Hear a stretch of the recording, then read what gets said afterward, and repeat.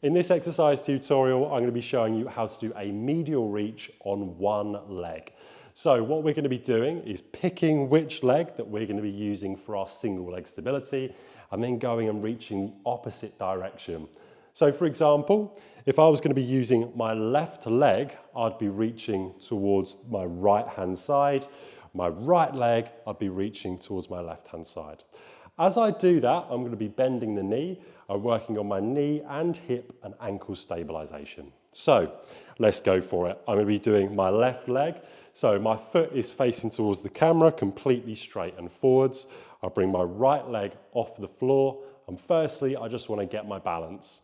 From here, I'm going to start bending my knee and bringing my hips back as I come into a medial position and back towards the camera.